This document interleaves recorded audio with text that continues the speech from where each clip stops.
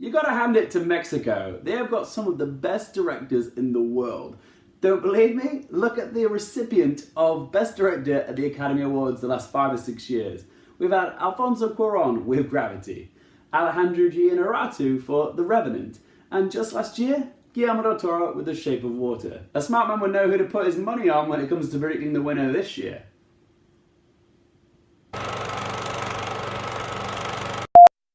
Hey up guys, so I finally got around to reviewing Alfonso Cuaron's Roma. Roma is storytelling at its finest. If anything, I've come to appreciate it even more on a second viewing because I've seen it in a cinema, but I've also seen it at home on my own TV screen. I don't have the sound equipment or the speakers to match a cinema, but just watching this on the TV at home, I still felt so swept up in Roma. Alfonso Cuaron's previous film, Gravity, made me feel weightless in space, but Roma transported me to 1970s Mexico. Cuaron truly is the master of immersion. All the technical elements in this film are superb. The lighting, the cinematography, and especially the sound.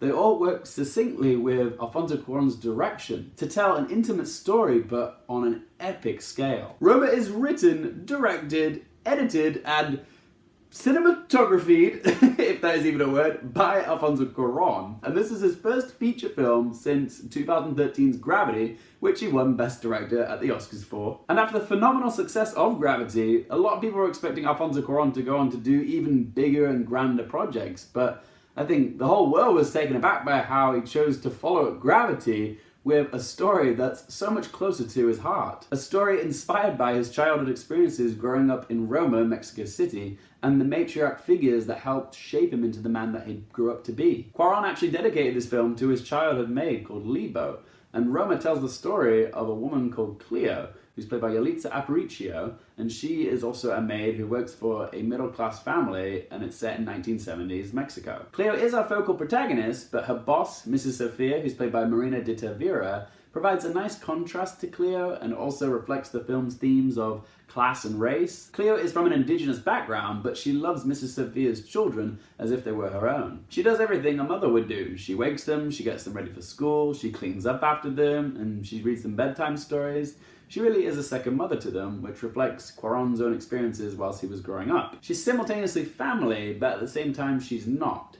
She walks in their world but doesn't fully belong to it, and Mrs. Sophia subtly reminds her of her position. The film is set roughly over a year, and we get a real sense of what it's like to be Cleo, working for this family during the time of the Mexican Dirty War. Cuaron uses a lot of visual imagery to evoke the feeling of the time. Shots linger on a broken cup on the floor, or an incubator with a baby which is covered in rubble from an earthquake, or a forest fire with embers lighting up the night sky like fireflies. All of this imagery suggests to the viewer that destruction is imminent, both in a personal sense for Cleo, but also in a societal sense in Roma with the student protests which led to the Corpus Christi massacre. And that's the beauty of Roma, because it's a small story set inside a much bigger story.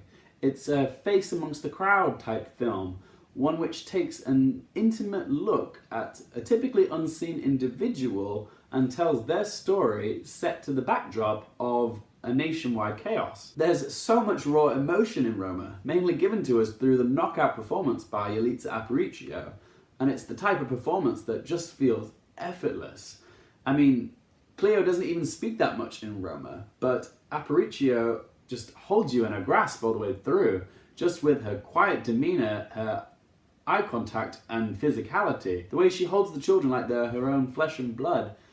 It speaks volumes. I was just hypnotized by her, but there wasn't a single moment in Roma where I wasn't transfixed. The first shot of this film is just 4 minutes of watching soapy water wash over some tiles, and yet I was instantly swept up in it. Cuaron has such a striking style in both his cinematography and his direction in Roma. It's unbelievable how elegant his cinematography comes across in black and white. What Cuaron can do with monochrome is more evocative than most directors can do with colour. The decision to go with black and white, coupled with Cuaron's lack of intimate close-ups of his characters, gives Roma a feeling of memories. Almost as if Cuaron is giving us a peek into his mind and we're seeing what he remembers from his past. The camera mainly tells the story through a lot of wide shots, slow pans and long takes. almost like an unseen observer or a fly on the wall. It's not what you'd call a flashy style. In many ways it's quite simplistic, but all of these techniques coupled with the amazing sound design really give the audience that feeling like they're living it. The sound department have done an incredible job here. Every scene is bustling with ambiance. Whether it's birds chirping, dogs barking like 2 streets away, a garbage truck going by, hailstones hitting the ground, or a roaring tide, the sound in this film is so incredibly well mixed that you can pick up on little intimate details from 360 degrees around you. It really helps to give you that feeling of being absorbed, because there isn't much of a score in this. This film doesn't rely on music in order to make you emote. In fact, the lack of music in some of the later distressing scenes makes it feel even more visceral. There are 2 scenes towards the end of this film which destroyed me. One of them is static and the other is dynamic, but the emotion in these scenes is indisputable. One left me in tears and the other left me biting my nails. Okay guys, so I'm gonna sum up now. Roma is ultimately a film that makes you feel alive. It shows you the pain and the mundanity of it. It shows us the unexpected and the heartbreak. And it also shows us the humor as well. This film really is about life and the human experiences that we go through, the good and the bad, and how they shape us and change us. It also shows us the value of family and that individuals who aren't necessarily our blood relatives can become some of our closest family members. It's a film of remarkable technical prowess, but the story is brimming with emotion. It's funny that Cuaron's personal period film might be his best to date. It's the most enveloped I've felt watching a film all year. It's a landmark accomplishment in cinematic history, and Cuaron deserves every accolade that's coming to him. So let's ask those 3 questions. 1, would I watch this again? Definitely. Number 2, would I recommend it for you guys? I know not everybody is going to love this film like I did because it is an art house film and it's in black and white and it's a foreign language film, but if you're someone that appreciates that type of cinema, then this is essential viewing. But to everybody else that doesn't, I would still say this is worth checking out. It is an extraordinary piece of storytelling. There's so much beauty in how it's all choreographed and executed. You don't need to be a cinephile in order to appreciate that. And number 3, what score do I give it out of 10? Like Gravity before it, Alfonso Cuaron's new film, Roma, gets a score of 10 out of 10. I genuinely couldn't think of any negatives when it came to critiquing this film. There we go guys, those are my thoughts on Roma, but of course there's just one bloke's opinion. I'd love to know yours. What did you guys think of Roma? Do you think it should win some Oscars? If you do, what do you think it should win for? Whatever you think, be sure to let me know in that comment section below. If you guys do like this content, please don't forget to click that subscribe button. And if you guys want to follow us on Twitter or Instagram, you can find all that info in that description link below. Thank you so much for watching, guys. For more things related to movies, TV, and popcorn culture, I'm Luke Hearfield, and I'll see you next time.